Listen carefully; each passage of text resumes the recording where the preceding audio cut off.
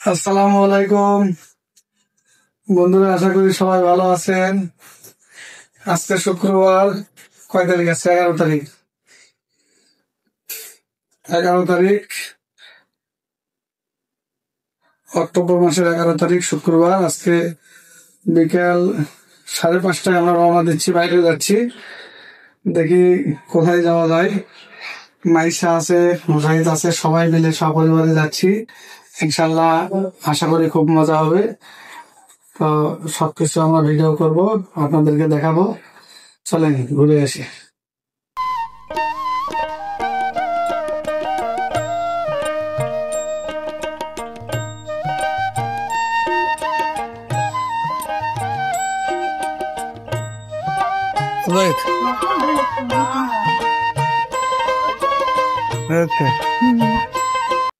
এদিকে এই প্রথম আসলাম, তার আগে সবসময় 30 গোডাউনে যাওয়া হতো।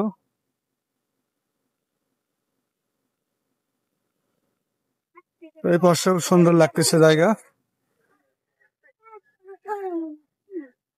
মাইশা চলো।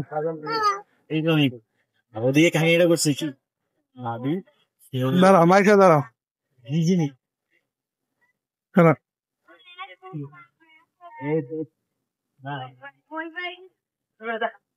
মজায় কে আসছিল আগে? হ্যাঁ, রবি মামা। দেখে দেখে তাকাও তো। তুমি আর কে আসছিলা? আমি আর রবি মামা আসলাম এখানে। মিলে এসে এখানে ঘুরে গেছি। এর আগে আমরা কিন্তু আসিনি এখানে। হ্যাঁ। আর তোমার কথা মতো কিন্তু আজকে আসলাম।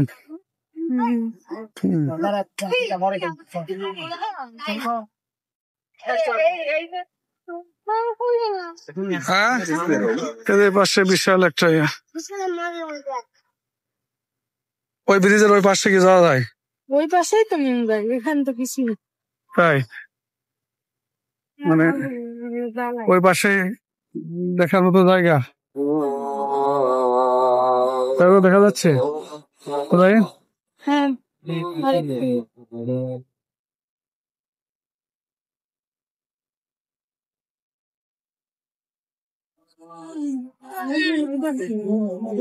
মাইশা আসিস।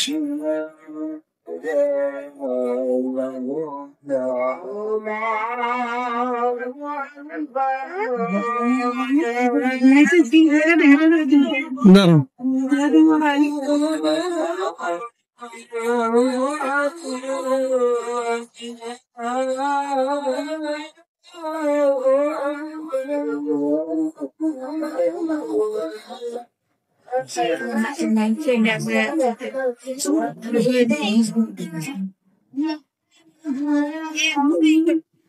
চলে আসলে একাই? যা মাইশা, যাও তো উপরে উঠে যাও। উপর চলে আসো, আসো এখন, আসো এখন, আসো।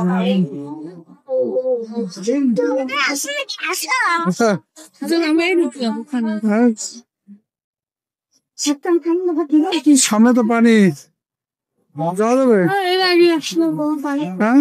কিভাবে যাবো? পানি যাওয়ার মতো কোনো উপায় নাই। হ্যাঁ, না ওদিকে যাওয়া যাবে? মাইশা, সুন্দর লাগছে। হ্যাঁ, সুন্দর জায়গা। এই যে বাংলাদেশের মানচিত্র আছে।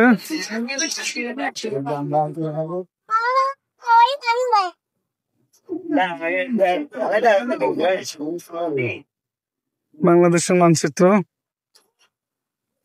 চলো মজাই, চলো। মাইশাই তো ভালো ছিল। এই জায়গার নাম কি বলে? হ্যাঁ, এখানে বিভিন্ন ইয়ে আছে তো।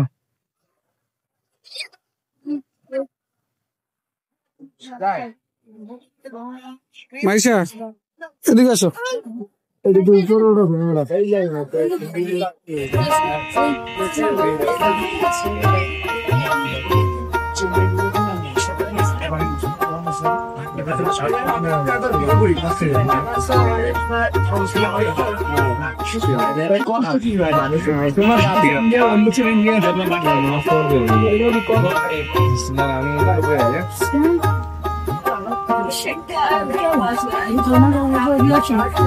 হ্যাঁ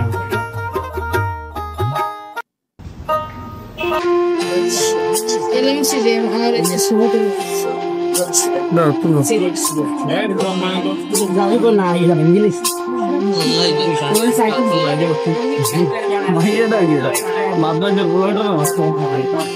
আরে ওই বড় বড়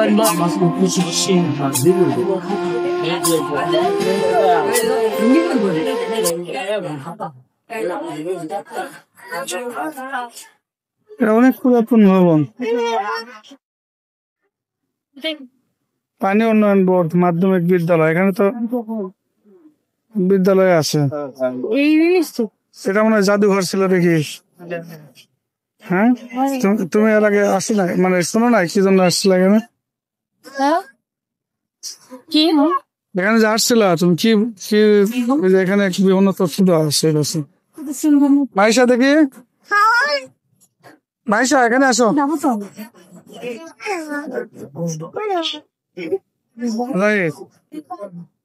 তাহলে তুমি আর রবি আসছিলে এখানে? হ্যাঁ আমরা দুজন এসে এখানে ঘুরে ফিরে দেখছি, জায়গাটা অনেক সুন্দর। লাইটিং করছে তো খুব সুন্দর লাগতেছে। হ্যাঁ ওই দিক থেকে ওই পাশে না নেই এই পাশে ওদিকে ওই পাশে চলো।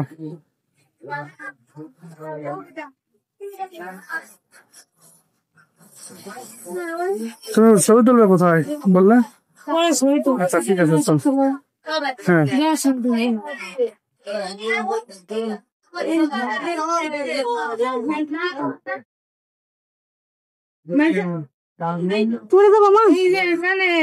মাইশা দেখি একাই একাই নামতেছে,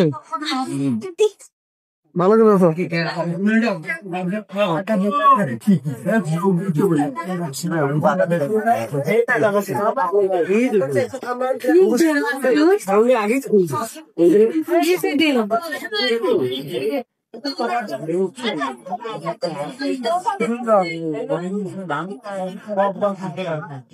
সুন্দর লাগতেছে না?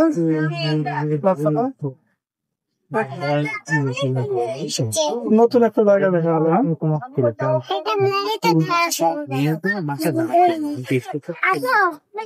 হ্যাঁ চলো, খুব সুন্দর জায়গা, চলো।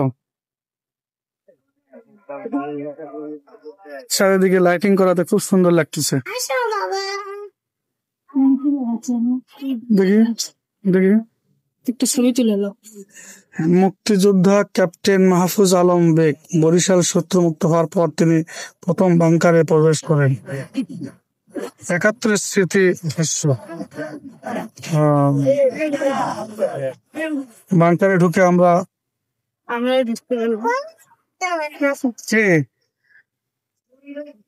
এখানে এক সময় ১৯৭১ সালে যে মুক্তিযুদ্ধ হয়েছে ১৯শে ডিসেম্বরের ১৯ তারিখে এখানে যুদ্ধ সংঘটিত হয়। এটার জন্য স্মৃতি স্তম্ভ এটা আর কি।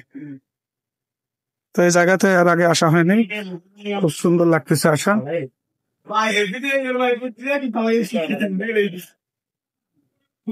এটাই বাংকা, এখানে যুদ্ধ হয়। কোথায় চলো যাই, আবার চলে যাই, ফিরে যাই।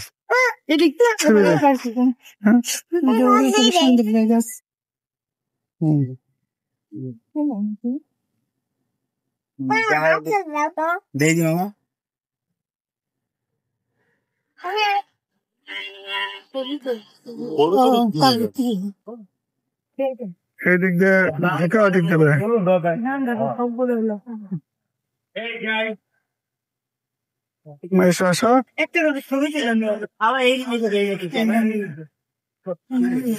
কবির বলো যুদ্ধ ৭১ স্মৃতি ভাষ্য।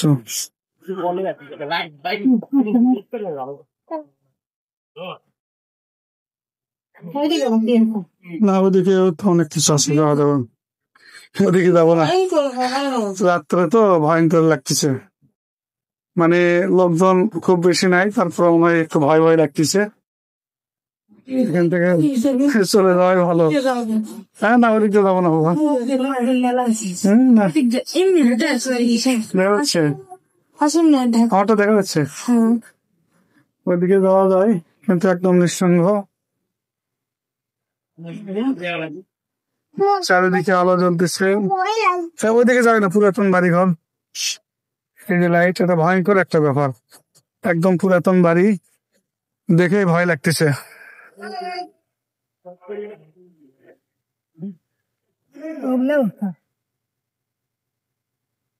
কি দৃশ্য, এর আগে কোনোদিন এইভাবে আসা হয়নি।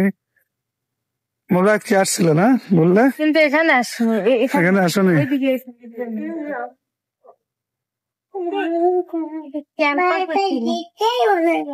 পুরাতন বাড়ি, আলো দেওয়া, দেখি হানাদার পাক বাহিনী নির্যাতন ক্যাম্প 2। সিঁড়ি উপরে উঠে, এই বিল্ডিং এর সিঁড়ি এখানে। যাই হোক, একটু ভয়েরই ব্যাপার, যত দূর এখান থেকে যাওয়াই ভালো। ভিতরে দেখো, আমরা এখন এখান থেকে চলে যাব, বেশিক্ষণ থাকবো না এখানে, কারণ ভয় লাগতেছে। কারণ জায়গাটা খুবই শুনশান, একদম। কিছু লোকজন আসছে দেখার জন্য। এই যে বিল্ডিং গুলো একদম পুরাতন বিল্ডিং। এই যে আপনাদের যদি একটু ভিতরে দেখাই, একদম পরিত্যক্ত অবস্থায় পড়ে আছে, দীর্ঘদিন আগে থেকে ব্যবহার হয় না। 71 সালে এখানে মুক্তিযুদ্ধ সংগঠিত হয়, মুজাহিদ আসতে পড়ে যায় না। আস্তে আস্তে নামো, এর ভিতরে যাওয়া যাবে না, এই জন্য চারিদিকে।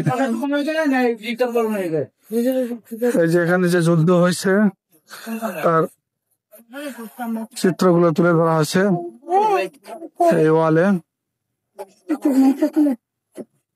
পাক সেনাবাহিনী আমাদের জনগণের ওপর কত নির্যাতন করেছে তার চিত্র কিছু তুলে ধরা হয়েছে এখানে।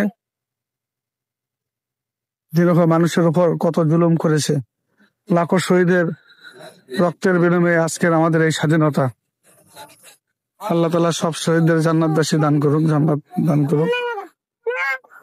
কত কষ্টের বিনিময়ে আমরা এই স্বাধীন বাংলাদেশ পেয়েছি।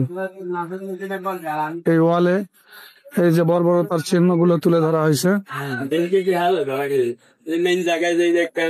কিভাবে সেই পাকিস্তানি নরপশুরা বাংলাদেশের সাধারণ মানুষের উপর ঝাঁপিয়ে পড়ে তাদেরকে গোনা হত্যা চালিয়েছে, সেই দৃশ্যগুলো এই ওয়ালে চিত্র তুলে ধরা হয়েছে। কত বর্বর ছিল পাক বাহিনী, কত বর্বরতা ছিল তাদের কাজ, তারা কত নির্যাতন করছে, মা বোনদের উপর অত্যাচার করেছে, কত স্নেহহানি করেছে। এখানে তার দৃশ্য তুলে ধরা হয়েছে। তো আমরা আর কিছুক্ষণ পর এখান থেকে চলে যাব। আমরা যে জায়গাতে এখন আছি এটা হচ্ছে আপনার পাশে 30 গুডাউন বলে, তার এই পাশে 71-এর নির্যাতন এবং বদ্ধভূমি। এই জায়গাতে পাক সেনাদার বাহিনী বাঙালিদেরকে নিয়ে এসে বিভিন্নভাবে নির্যাতন করতো, তাদেরকে হত্যা করতো, তাদের উপর পাশবিক নির্যাতন চালাতো।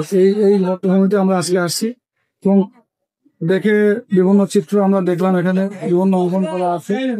এই জিনিসটা দেখে আমাদেরকে খুবই স্মৃতিটা উঠে আসলো আমাদের মাঝখানে, এবং এটা মর্মান্তিক একটা কাহিনী। হানাদার বাহিনী কিভাবে আমাদের বাঙালির উপর তারা নির্যাতন করেছে, এই জিনিসটাতে না আসলে আমরা এইভাবে অনুভব করতে পারতাম না। মোটামুটি আমরা আজকে এটা দেখলাম, আশা করি আবার একদিন এখানে আসবো এবং সুন্দরভাবে ভিডিও করবো। আজকে এখানে যেটুকু আমরা দেখছি এটা একটু তুলে ধরার চেষ্টা করি।